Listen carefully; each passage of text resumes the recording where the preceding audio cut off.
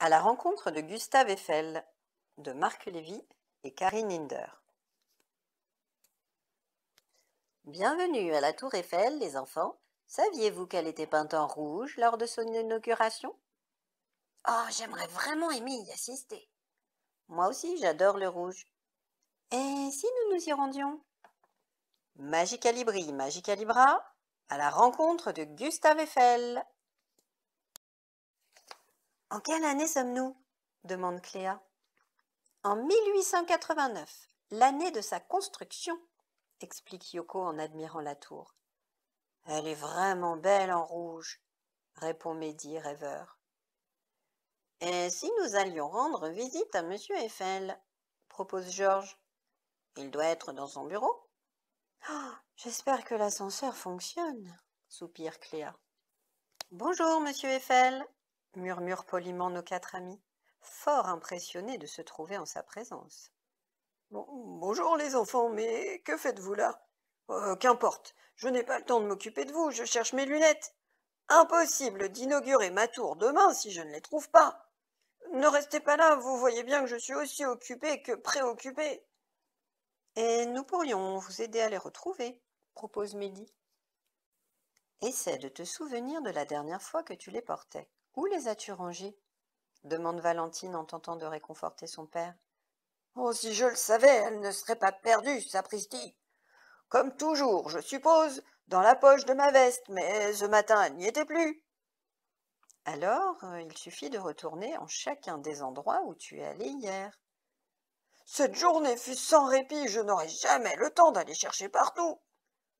Nous le pouvons, monsieur Eiffel, insiste Georges. Soit, soupire monsieur Eiffel. Votre aide ne sera pas de trop. Hier, j'ai travaillé dans mon bureau. Au milieu de l'après-midi, je me suis rendu au jardin du Luxembourg pour faire une petite sieste, sur une chaise près du bassin, et le soir, je suis sorti à l'opéra. Quelle journée! Chuchote Mehdi à l'oreille de Cléa. Moi aussi, j'aimerais bien aller à l'opéra. J'ai un plan, annonce Georges. Mehdi, Yoko, vous filerez à l'opéra. Cléa et moi inspecterons le bassin du Luxembourg, et vous, monsieur Eiffel et Valentine, vous fouillerez minutieusement le bureau. Merci les enfants de votre bonne volonté. Mais l'opéra et le jardin du Luxembourg sont loin d'ici, et je ne vois pas comment vous pourriez vous y rendre à pied. Normal, vous n'avez pas vos lunettes, plaisante Georges. Moi, je sais comment, s'exclame Valentine en pointant du doigt les deux fiacres. Oh, c'est bien plus rigolo que de prendre le métro, se réjouit Yoko. Une promenade en fiacre, c'est génial, s'écrie Cléa ravie. Youpi, à nous les rues de Paris. Yoko et Mehdi arrivent les premiers à destination. Ah zut, l'opéra est fermé à cette heure, rouspète Mehdi. Allons voir à l'arrière, suggère Yoko. Il doit bien y avoir une entrée pour les artistes. Yoko ne s'est pas trompée. Elle entraîne Mehdi dans une petite cour et aperçoit une porte ouverte. Les deux amis se faufilent à l'intérieur de l'opéra. Ouf, il n'y a personne, murmure Mehdi. Maintenant, il faut chercher la salle, c'est là que monsieur Eiffel assistait au spectacle. Regarde, des flèches nous indiquent comment rejoindre la scène, nous n'avons qu'à les suivre. Comme c'est beau, souffle Mehdi en admirant le plafond de l'opéra. Yoko ne résiste pas à l'envie de chanter, puis elle mime un salut au public. Ah, pas mal, rit Mehdi, mais concentrons-nous plutôt sur nos recherches, hein? Monsieur Eiffel était assis au 3e rang, a-t-il dit. Ses lunettes ont dû tomber par terre, suggère Mehdi. Ou elles auront glissé au fond de son fauteuil, répond Yoko. Hélas, Yoko et Mehdi ont beau fouiller partout, les lunettes de monsieur Eiffel restent introuvables. Allons rejoindre Cléa et Georges au Luxembourg, propose Yoko. Quelle n'est pas la surprise de Yoko et de Mehdi en entrant dans le jardin de découvrir leurs amis en train de participer à une course de petits voiliers. Je peux savoir ce que vous fabriquez? Gronde Mehdi. C'est qu'il y a beaucoup trop de chaises autour de ce bassin, soupire Cléa. Nous n'y arriverons jamais tout seuls. Et vous n'avez pas pensé à demander de l'aide aux autres enfants? Non, mais c'est une excellente idée, répond Georges un peu penaud. Tout le monde s'y met. Mais hélas, les lunettes de Monsieur Eiffel ne sont pas là non plus.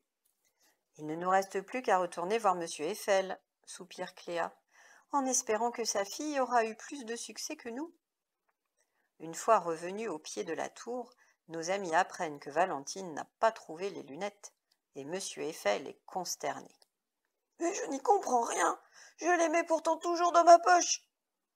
Attendez, s'écrie Yoko. Dans votre poche, dites-vous? Oui, mais j'ai déjà regardé, tu penses bien, dit Gustave Eiffel en tapotant son veston. J'ai une idée, insiste Yoko.